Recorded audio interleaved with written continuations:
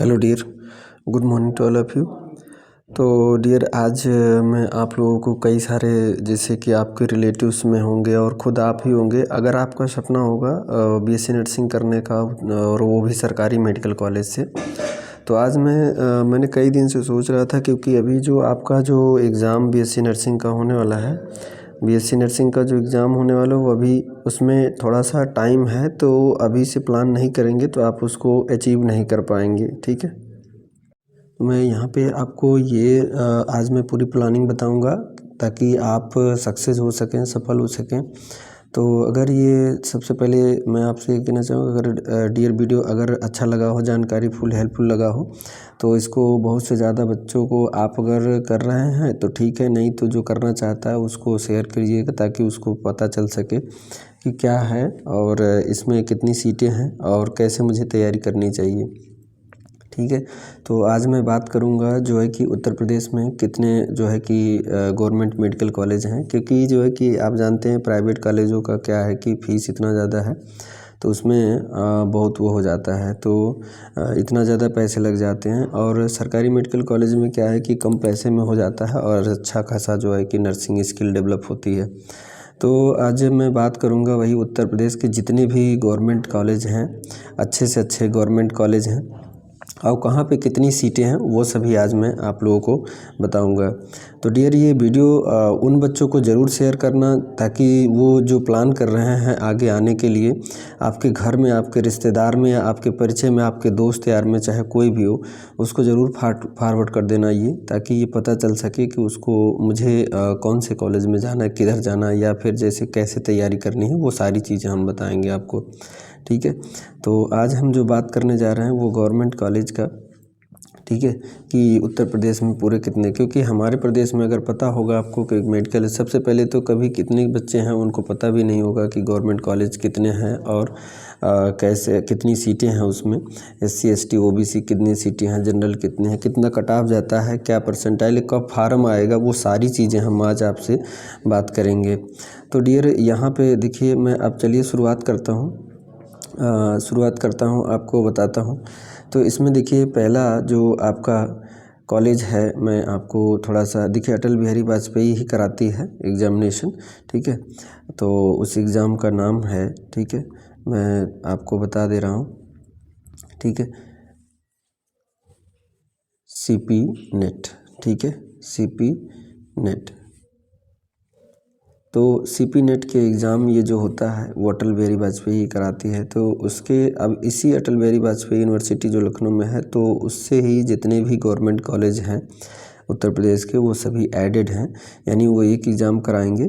ठीक है, combined pre nursing entrance test. ठीक है, combined pre nursing entrance test. ठीक है, और इसमें से कुछ ऑटोनोमस बॉडी छोड़ के, जैसे BHU है वो अपना स्वयं कराती है, एम्स जो है अपना स्वयं कराती है, और AFMC भी ये नर्सिंग कराती है, आर्मी फोर्स मेडिकल जो है कि ये भी अपना नर्सिंग अलग कराती है। तो ये सभी अलग फॉर्म आते हैं।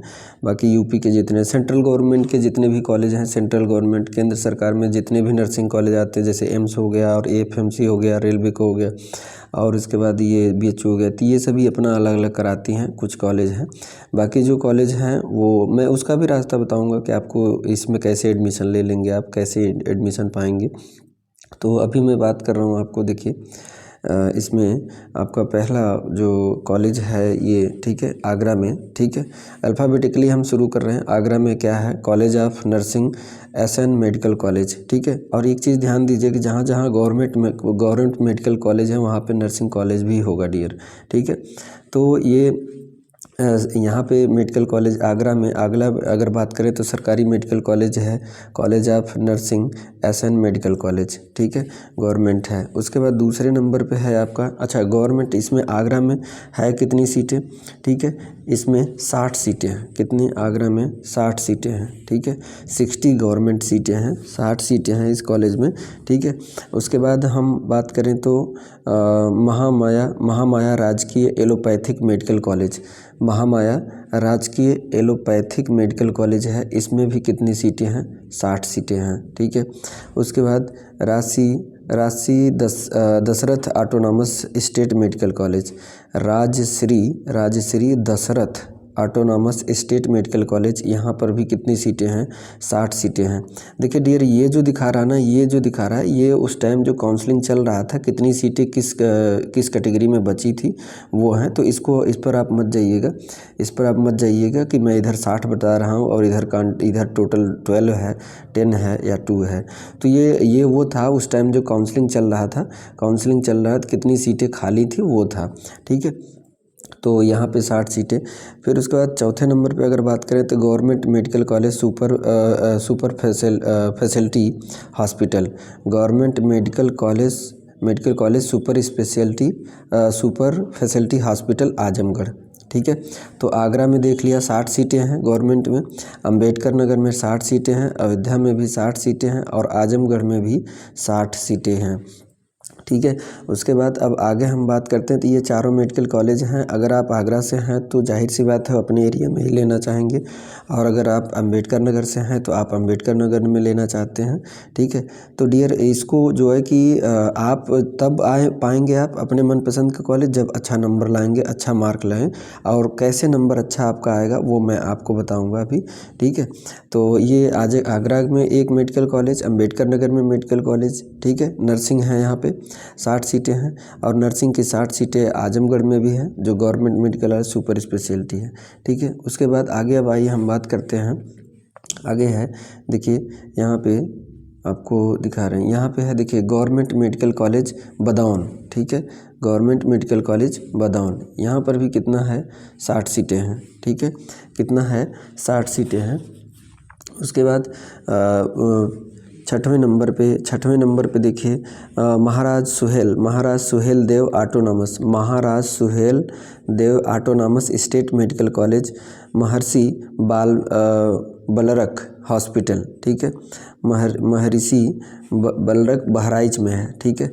बहराइच में भी, यहाँ पर भी कितना है, 60 सीटें, ठीक है, छठवें नंबर पे। सातवें नंबर पे देखिए क्या है, रानी दुर्गावती नर्सिंग कॉलेज बांदा, ठीक है, बांदा, यहाँ पर भी कितनी हैं, 60 सीटें ही हैं, ठीक है।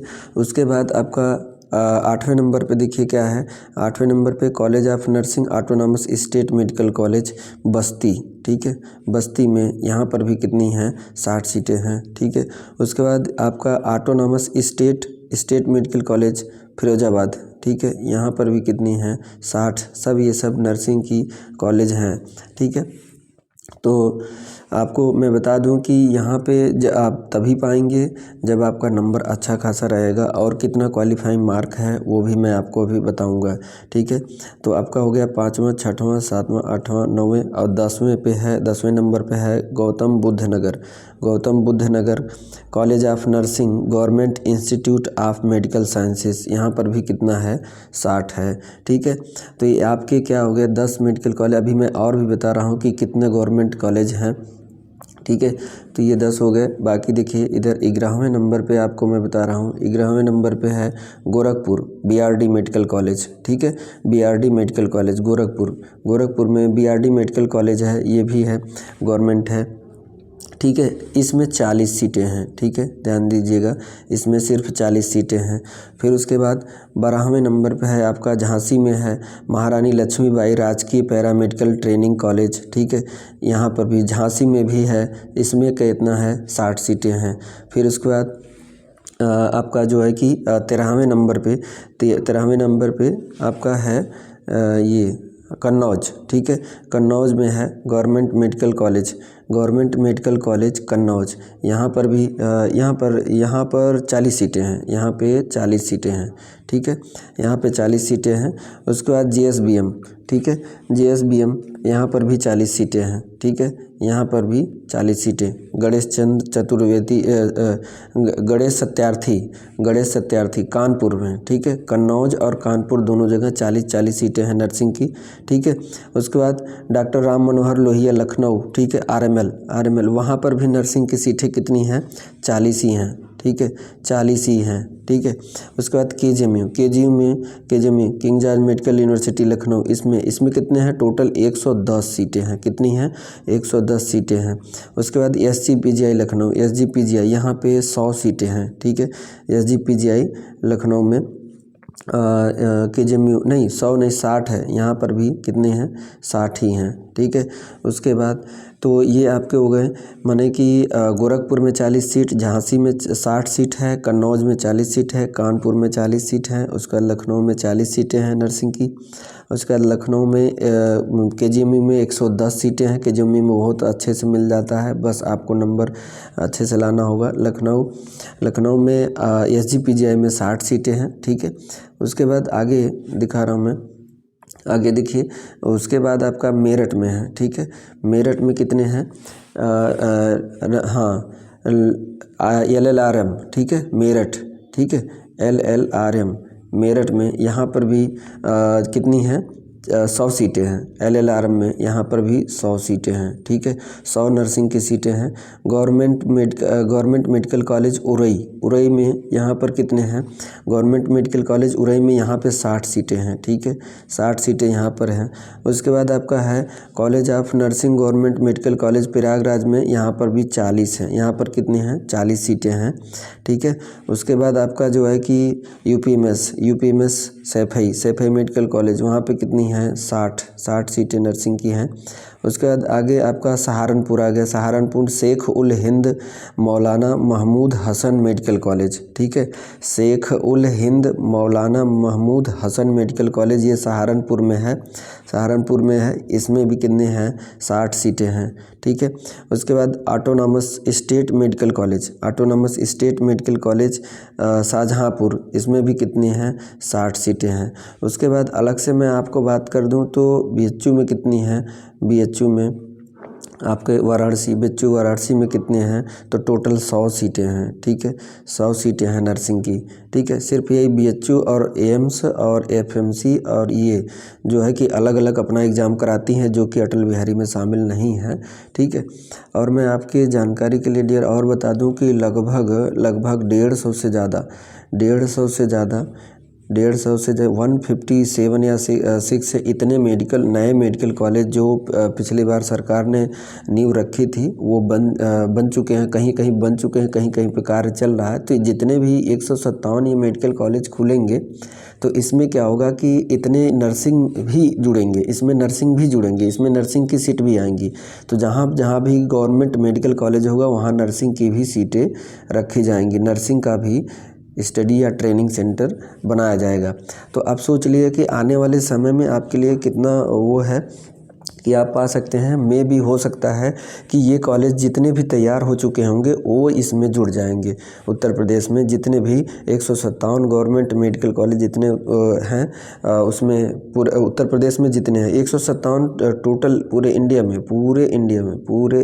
में 157 गवर्नमेंट मेडिकल कॉलेज, यानी कि जब यूपी में भी जो भी गवर्नमेंट मेडिकल कॉलेज इसमें से जितना भी होगा वहाँ तैयार होगा तो उसमें नर्सिंग भी रहेगा फैकल्टी।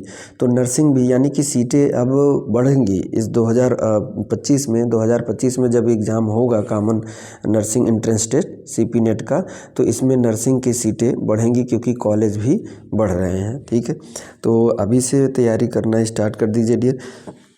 अब मैं आपको बता रहा हूँ आगे देखिए, हाँ ठीक है। तो ये जो है कि अब मैं इसको बता दूं कि नियर अबाउट जैसे कि एक मान के चलिए कि इस बार 2024 में 25 अप्रैल को फॉर्म आ गया था। ठीक है, 25 अप्रैल को। अब सोच लीजिए कि 25 अप्रैल को पिछली बार फॉर्म आया था, तो इस 25 अप्रैल और आपका चल रहा है दिसंबर। ठीक है, दिसंबर चल रहा है, तो दिसंबर और वो भी दिसंबर जाने वाला है। ठीक है, गया है, तो आपका जनवरी आ गया, यानी आपके पास कितने मंथ बचते हैं, जनवरी, फरवरी, मार्च। ठीक है, 3 महीने बचते हैं। और 3 महीने में अगर अच्छे से तैयारी नहीं किए तो आप एग्ज़ाम क्वालिफाई नहीं कर पाओगे, क्योंकि कंपटीशन इतना बढ़ गया है डियर।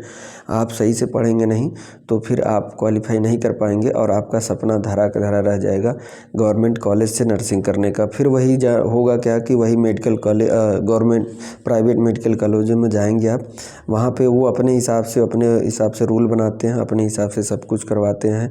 फीस अकॉर्डिंग ये फीस वो फीस दुनिया भर का फीस बढ़ा के 1.5 लाख 2 लाख से पर ईयर पर सेमेस्टर पहुँचा देते हैं।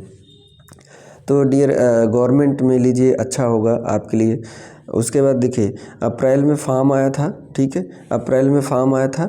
उसके बाद मई तक था, पूरे 1 महीने दिया था, पूरे 1 मंथ दिए थे, ठीक है, 1 मंथ से ज़्यादा फॉर्म भरने के लिए समय दिए थे। उसके बाद 5 जून को इसका एडमिट कार्ड आ गया था, ठीक है। बस एक क्राइटेरिया इतना जान लीजिए कि आपका एग्ज़ाम कब होगा, ठीक है। अप्रैल में फॉर्म आया, 1 महीने फॉर्म भरा गया, उसके बाद जून में एडमिट कार्ड आ गया। एंट्रेंस एग्ज़ाम आपका था 14 जून 2024, यानी कि आप इतना जान लीजिए फॉर्म भरने के बाद भी आपको जो है कि फॉर्म आया अप्रैल में, एग्ज़ाम हो रहा है जून में, तो यानी आपके पास अभी भी कितना, जनवरी, फरवरी, मार्च, अप्रैल, मई, जून, ठीक है, इतना टाइम बहुत ज़्यादा होता है, बहुत ज़्यादा। और इतना भी जान लीजिए सिलेबस भी लेंदी है, ठीक है। और अभी मैं सिलेबस पे बात करूँगा और फिर क्राइटेरिया बताऊँगा कि क्या क्राइटेरिया, कैसे आप तैयारी करिए, ठीक है, कि आपका हो जाएगा, निश्चित हो जाएगा, ठीक है। तो ये डियर 14 जून को इसका एग्ज़ाम हुआ। उसके बाद जो है कि इसकी साइट अगर देखना चाहते हैं तो साइट ये है, ठीक है, साइट पे जाके उस टाइम, और जो है कि ईमेल करना चाहते हैं, ये सभी हैं वो दिए हैं। वो तो फ़िलहाल वो जब एडवर्टाइजमेंट आएगा तो आपको बता दिया जाएगा।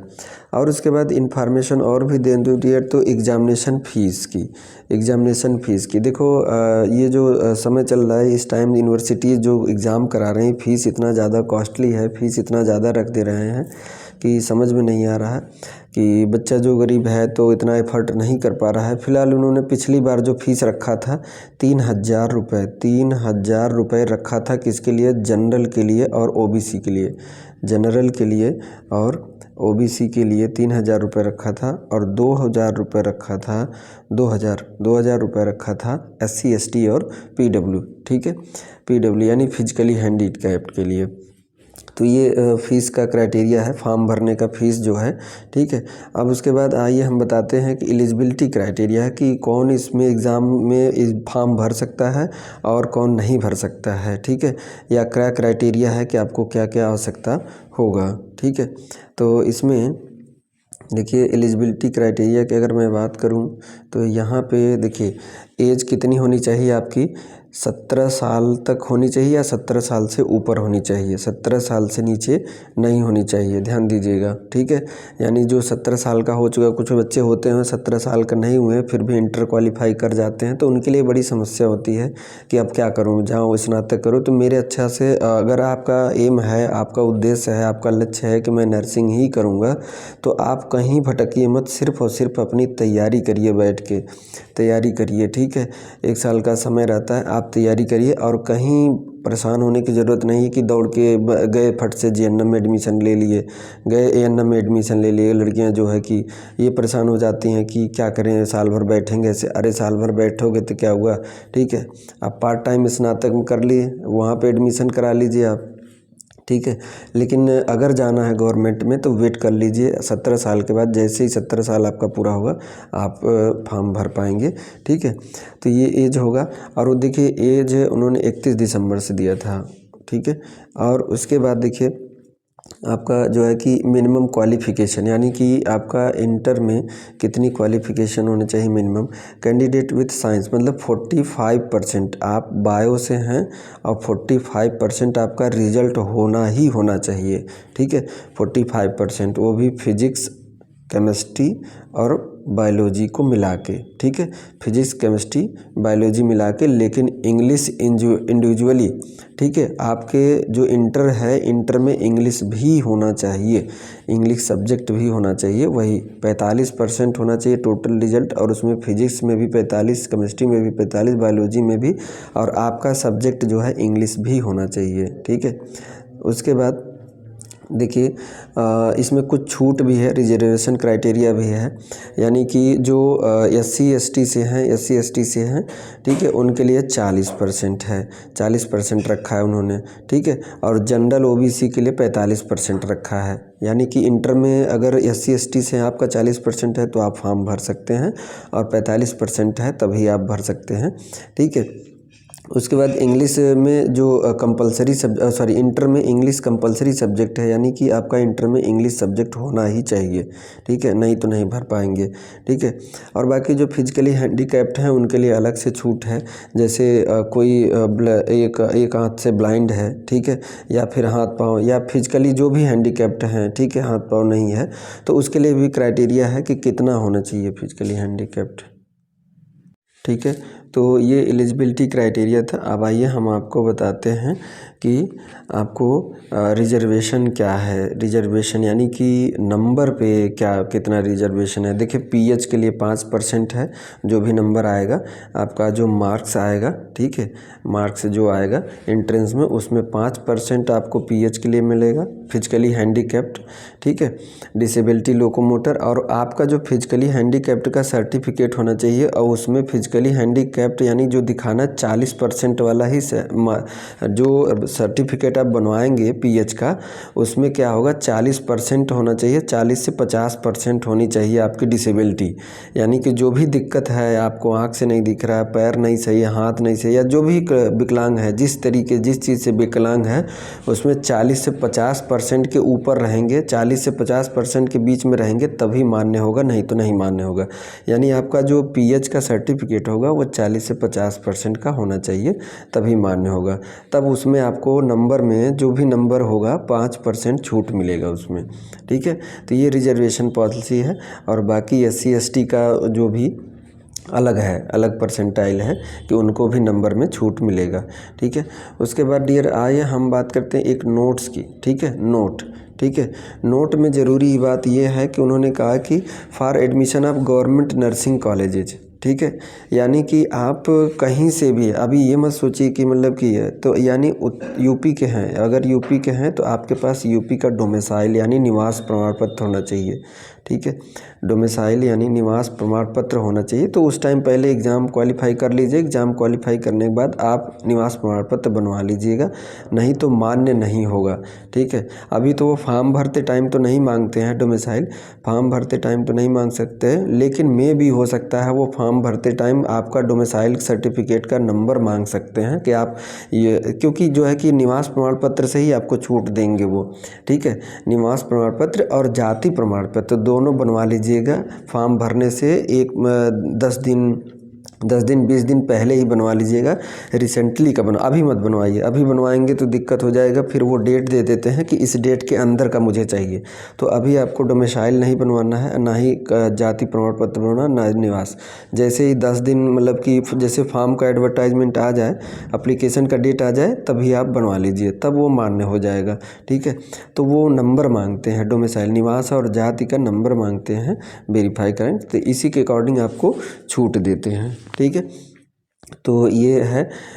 उसके बाद देखिए आपको मैं बता रहा हूँ कि मोड ऑफ एग्जामिनेशन क्या होगा, कि यानी एग्जामिनेशन का क्राइटेरिया क्या होगा। एग्जामिनेशन MCQ होगा, ऑब्जेक्टिव टाइप, यानी कि एक लाइन का क्वेश्चन रहेगा और उसमें आपका ऑप्शन 1 2 3 4, ठीक है। MCQ मल्टीपल चॉइस क्वेश्चन वाला रहेगा, ये वाला क्राइटेरिया रहेगा कि इसमें कौन सा सही है, तो ये क्राइटेरिया रहेगा। और आपको मैं बता दूँ ये 200 मार्क का रहेगा, 200 नंबर का रहेगा, ठीक है। इसमें जो है कि और क्वेश्चन कितने रहेंगे 200, ठीक है, क्वेश्चन कितने रहेंगे 200 और 200 मार्क। अब इस 200 यानी कि एक नंबर एक क्वेश्चन, ठीक है, और निगेटिव मार्किंग नहीं। अभी पिछले साल का जो इनका था गाइडलाइन में कि एग्ज़ाम का क्या पैटर्न था, तो एग्ज़ाम में ये कह दी कि एक क्वेश्चन पे एक नंबर मिलेगा आपको, ठीक है, एक क्वेश्चन पे, एक सही क्वेश्चन पे आपको एक नंबर मिला जाएगा।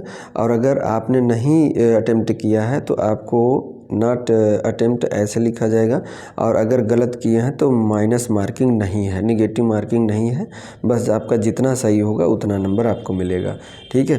तो निगेटिव मार्किंग नहीं है।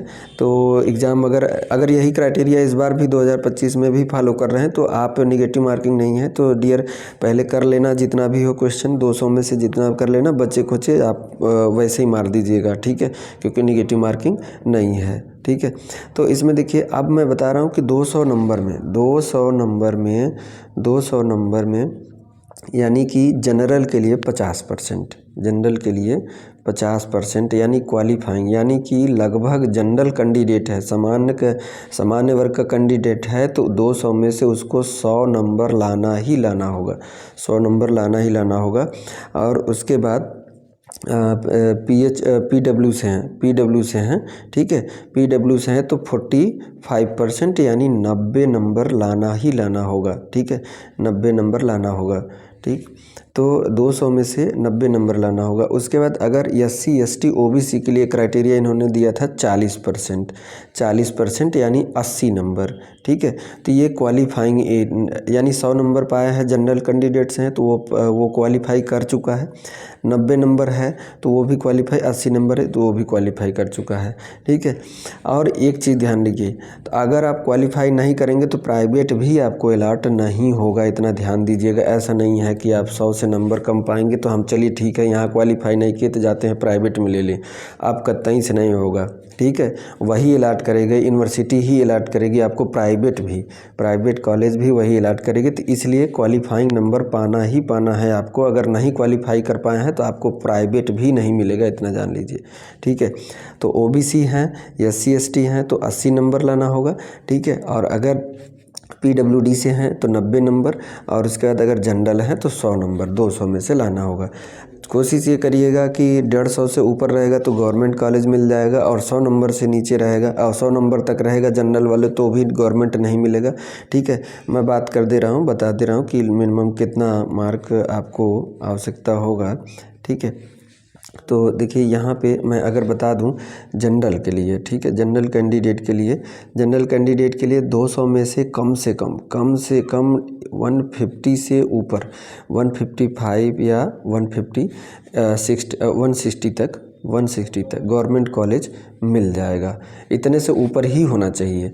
और उसके बाद PWD के जो हैं तो उनको जो है 90 नहीं, उनको कम से कम 120 to 125 नंबर, 120 से 125 नंबर लाना ही होगा, इससे ऊपर ही रहेगा तभी गवर्नमेंट कॉलेज मिलने के चांस हैं। क्योंकि ये मैं इसलिए बता रहा हूँ कि गवर्नमेंट कॉलेज कुछ ऐड हो रहे हैं इस बार, ठीक है, इस वजह से। उसके बाद SC ST और OBC, ठीक है, OBC कैंडिडेट के लिए कम से कम 115 से 120, ठीक है, मिलना चाहिए, ये क्राइटेरिया। लेकिन इस बार क्या हुआ कि बच्चे पता नहीं क्या इनका क्राइटेरिया था, ना कुछ शो किए, ना मेरिट शो किए, ना कुछ शो किए। तो ये फ़िलहाल मेरिट जो मैं ये बता रहा हूँ एक अंदाज़ा, इस बार जो अगर कॉलेज जुड़ गया तो जान लीजिए, अगर नए मेडिकल कॉलेज जुड़ रहे हैं तो मे भी इतना आ सकता है, जनरल का PW का इतना आ सकता है, ST SC और OBC का इतना आ सकता है। लेकिन अगर नहीं ऐड हुए तो डियर जान लेना आपको जनरल वाले को 180 तक लाना होगा, 180 तक तभी मिल सकता है। और PW के लिए कम से कम 150 के ऊपर, ठीक है, 150 के ऊपर अगर ऐड नहीं हुए कॉलेज तो, ठीक है। और SC ST OBC के लिए कम से कम नहीं तो लगभग 140-150 तक पहुंचना चाहिए, 150 ऊपर ही रहेंगे तभी गवर्नमेंट कॉलेज के लिए बता रहा हूं। बाकी प्राइवेट तो आपको 100 पर ही मिल जा रहा है, 90 पर भी मिल जा रहा है, 80 पर भी मिल जा रहा है, ठीक है। तो ये क्राइटेरिया है डियर, ठीक है। तो डियर मैं आपसे यही कहना चाहूँगा, अगर ये जानकारी अच्छी लगी हो तो आप जो है कि अपने सगे संबंधी जो भी बच्चे हों जो करना चाहते हो, अभी इंटर में हैं, वो इंटर का एग्ज़ाम देंगे तो वो उनको लगेगा कि अब क्या करें, कहाँ जाएँ, तो आप उनको सजेस्ट करिएगा कि गवर्नमेंट कॉलेज से BSc कर सकते हो, इतने गवर्नमेंट कॉलेज हैं। तो जानकारी अच्छी लगी हो तो डियर इसको लाइक शेयर और सब्सक्राइब ज़रूर कीजिएगा और इसको शेयर कीजिएगा। मैं नेक्स्ट वीडियो में आपको इस नर्सिंग एंट्रेंस CP नेट के लिए आपको सलेबस बताऊंगा कि क्या सलेबस है और कैसे पढ़ना है, कितने सलेबस हैं, क्या क्या पढ़ना होता है, कहाँ से क्वेश्चन आएगा, उस पर हम बात करेंगे, ठीक है। तो इसको डियर आप मेरे वीडियो पे बने रहे, चैनल पे पहुंच जाए, और चैनल पे ढेर सारी जानकारी रहती है, ठीक है। तो इसको डियर ज़्यादा से ज़्यादा लोगों को शेयर कीजिएगा। तो मैं आपको बताऊँगा अब नेक्स्ट वीडियो में सलेबस के बारे में लेके आऊँगा कि कैसे BSc नर्सिंग एंट्रेंस एग्ज़ाम के लिए, ठीक है। उसके बाद मैं GNM के बारे में बताऊंगा कि GNM के कहाँ कहाँ से गवर्नमेंट कॉलेज हैं और कहाँ कितनी सीटें हैं। तो dear thank you so much. अगर आपको वीडियो अच्छा लगा हो तो लाइक शेयर और सब्सक्राइब ज़रूर कीजिएगा, और वीडियो को ज़्यादा से ज़्यादा लोगों को शेयर करना डियर। ठीक है। Okay, thank you so much.